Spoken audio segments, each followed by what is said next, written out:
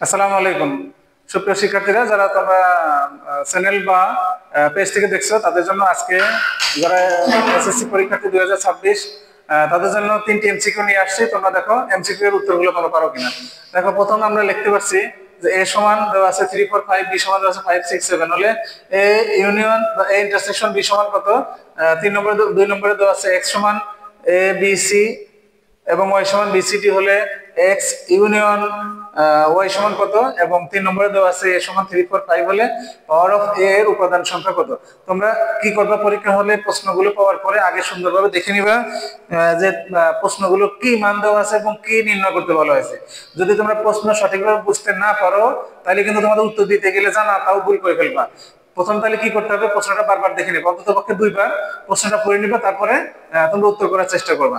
তো প্রথম দেখো, আমাদের উপাদান দেওয়া আছে 3 4 5 এবং b সমান দেওয়া আছে 5 4 6। এখানে নির্ণয় করতে বলা হয়েছে কি ইন্টারসেকশন বা ছেদ। ছেদ ছেদ মানে আমরা কি সেটা জানি, সেটা আগে কিন্তু মাথার মধ্যে নিয়ে আসতে হবে যে সেট অর্থাৎ কমন সেট, কমন উপাদান। দুইটি সেটের মধ্যে যা মিল আছে শুধু সেটাই হবে সেই সেট। তাহলে এখানে দুইটা সেটের মধ্যে মিল আছে কি 3 4 5, এখানে 5 মিল আছে এবং এখানে কত 5 মিল আছে। 5 ছাড়া আর কিন্তু কোথাও মিল নাই। উত্তরে কিন্তু এলোমেলো দেওয়া থাকবে, 3 4 দেওয়া থাকবে, 3 4 5 6 7 মানে ইউনিয়ন করে দেওয়া আছে, আবার শুধু 5 6 দেওয়া। তাহলে এটার উত্তর হবে কোনটা, শুধু 5। পরের প্রশ্নটা দেখো, দেওয়া আছে a সমান x সমান abc এবং y সমান দেওয়া আছে bcd।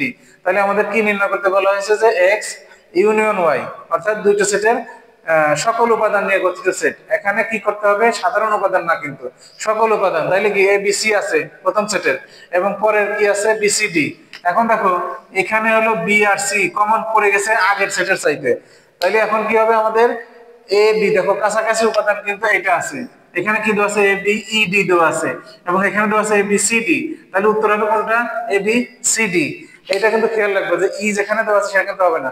অনেক সময় তোমরা তাড়াতাড়ি করতে যায় ই সহ উত্তর লিখে দিবা। আচ্ছা, এরপরে দেখো 3 নম্বর যে প্রশ্নটি দেওয়া আছে সেখানে দেওয়া আছে a সমান 3 4 5 হলে পাওয়ার অফ a সমান কত নির্ণয় করতে হবে।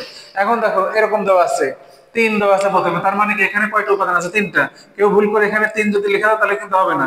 আমাদের নির্ণয় করতে হয় কিভাবে, এই সূত্র অ্যাপ্লাই করি 2 টু দি পাওয়ার n।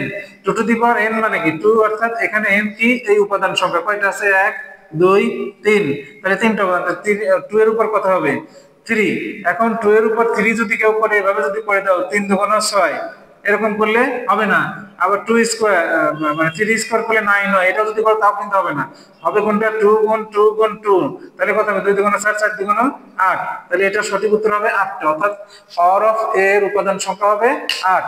আশা করি তোমরা বুঝতে পেরেছো। যদি তোমরা এভাবে বুঝতে পারো তাহলে অবশ্যই এই ধরনের ভিডিও পেতে এই চ্যানেলটিকে সাবস্ক্রাইব করবে এবং যারা পেজ থেকে দেখছো অবশ্যই পেজ থেকে ফলো করে দিবে, আর বেশি বেশি এই ভিডিওগুলো শেয়ার করে দিবা। ধন্যবাদ।